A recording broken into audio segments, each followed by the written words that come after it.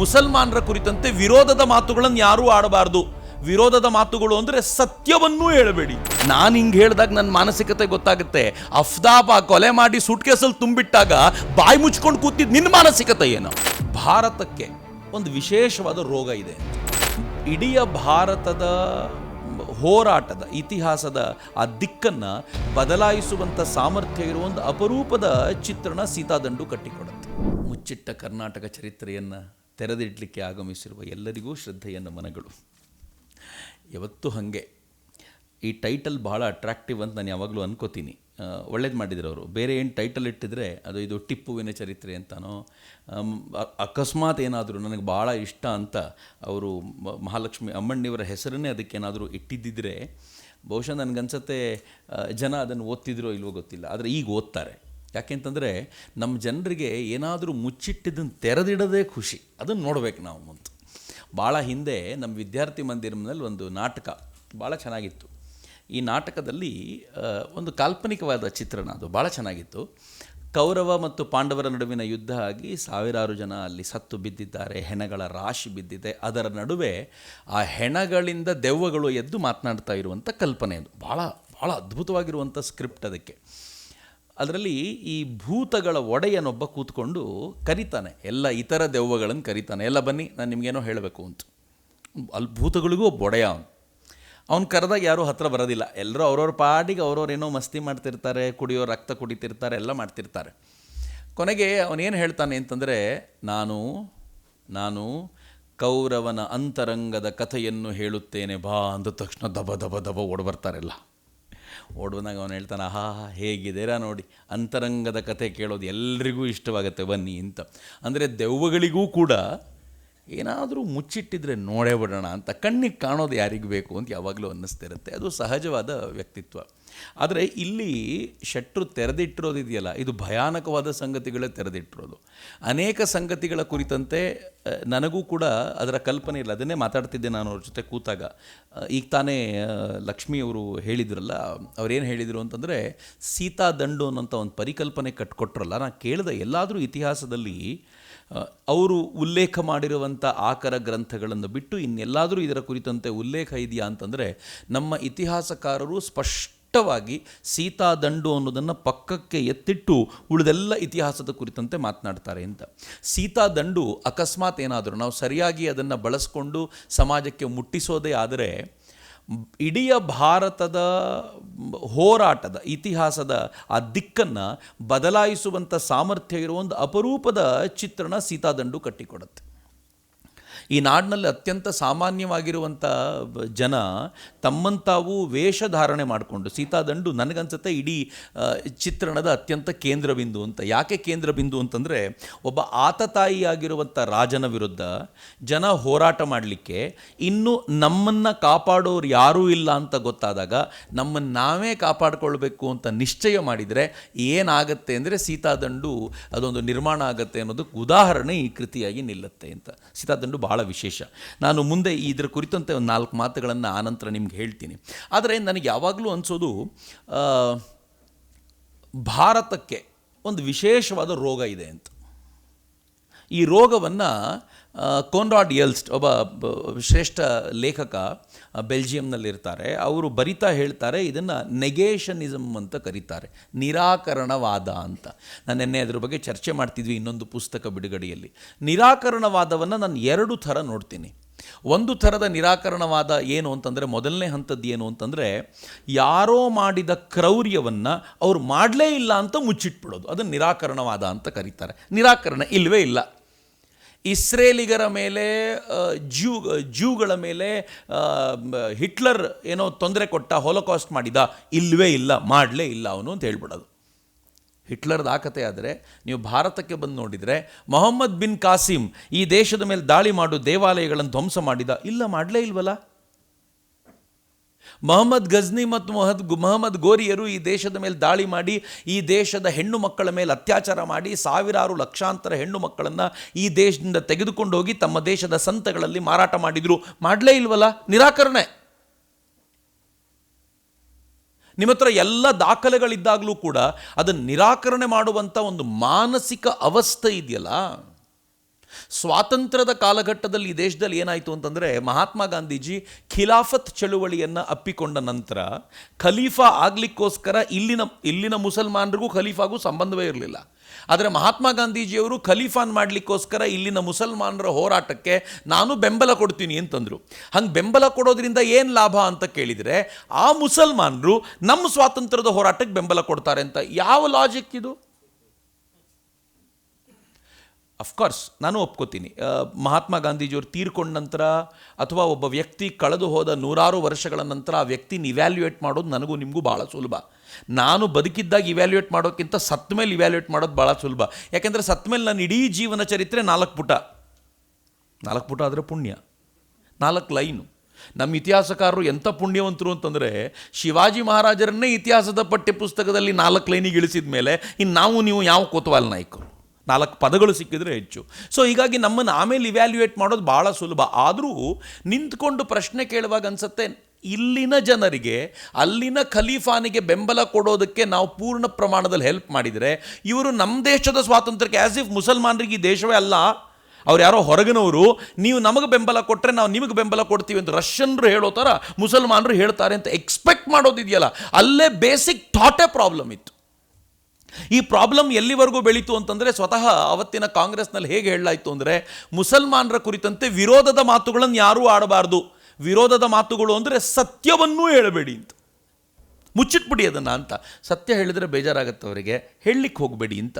ನೀವು ಯಾವಾಗ ಈ ಸತ್ಯವನ್ನು ಅಂಡರ್ ದ ಕಾರ್ಪೆಟ್ ತಳ್ಳುವಂಥ ಪ್ರಯತ್ನ ಮಾಡ್ತಾನೆ ಹೋಗ್ತಿರೋ, ಕಾರ್ಪೆಟ್ಟಿನ ಕೆಳಗೆ ಈ ಸತ್ಯ ಹೋಗ್ತಾ ಹೋಗುತ್ತಲ್ಲ, ಆಗ ಗಲೀಜು ವಾಸನೆ ಹುಟ್ಟುತ್ತೆ. ಈ ದೇಶ 75 ವರ್ಷಗಳಿಂದ ಈ ವಾಸನೆಯನ್ನು ಅನುಭವಿಸ್ಕೊಂಡು ಬಂದಿದೆಯಲ್ಲ, ಅದಕ್ಕೆ ಕಾರಣ ಏನು ಅಂತಂದರೆ, ಎಲ್ಲವನ್ನೂ ಕಾರ್ಪೆಟ್ನ ಕೆಳಗೆ ತಳ್ಳಿದ್ದೇ ಕಾರಣ.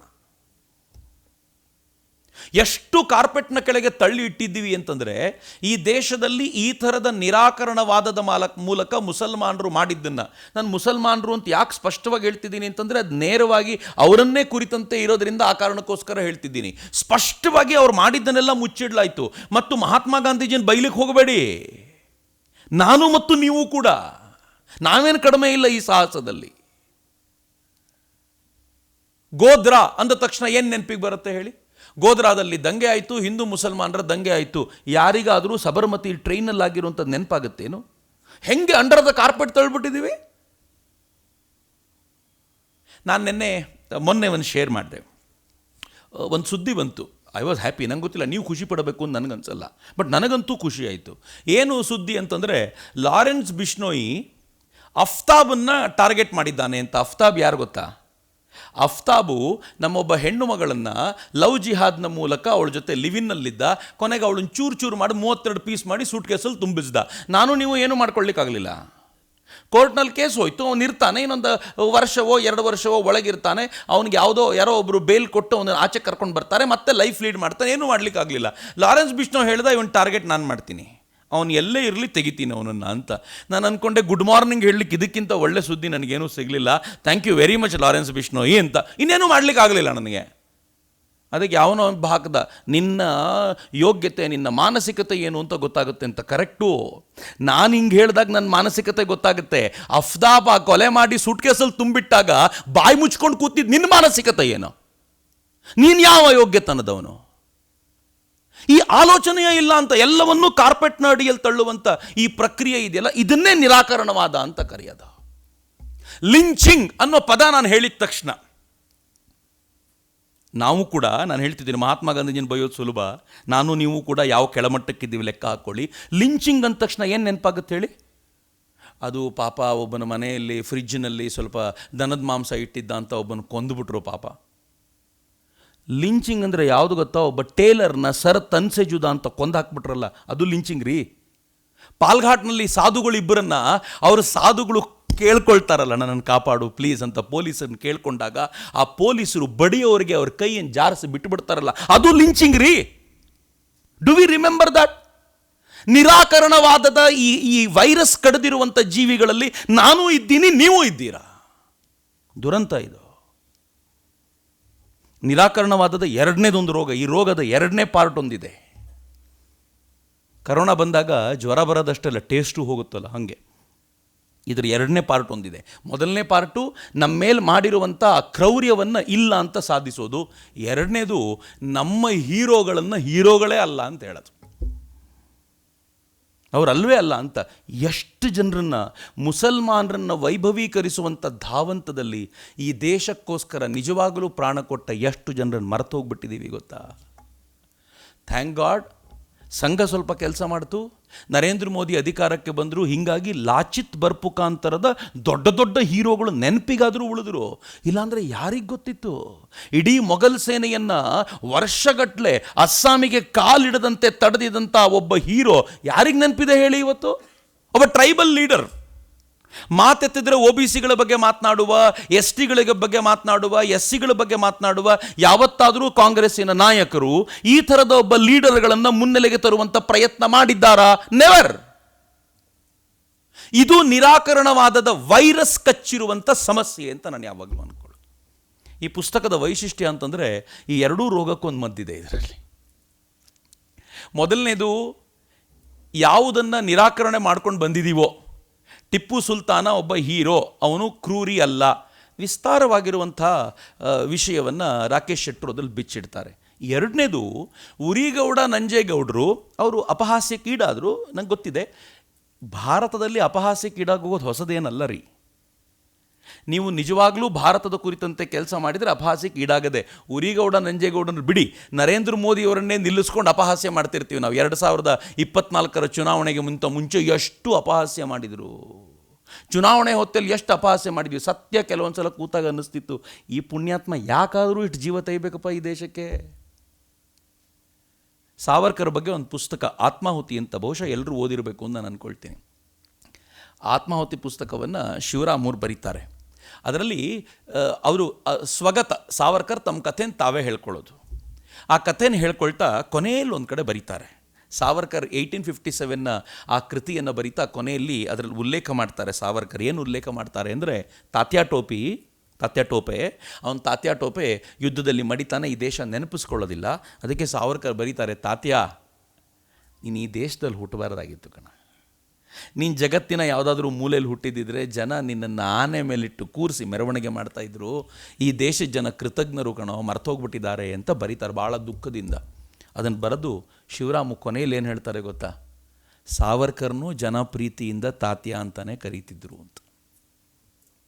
ಅದರರ್ಥ ನೀವು ಹುಟ್ಟಬಾರ್ದಾಗಿತ್ತು ಸಾವರ್ಕರ್ ಇಲ್ಲಿ ಅಂತ. ನಿಮ್ಮನ್ನು ಜನ ಬೇರೆ ದೇಶದಲ್ಲಿ ಹುಟ್ಟಿದರೆ ಹೆಂಗೆ ಮೆರೆಸ್ತಾ ಇದ್ರು, ನೀವು ಈ ದೇಶದಲ್ಲಿ ಹುಟ್ಟಿದ್ದರಿಂದ ಆಡ್ಕೊಳ್ಳೋ ವಸ್ತುಗಳಾಗಿದ್ದೀರಿ ಅಂತ.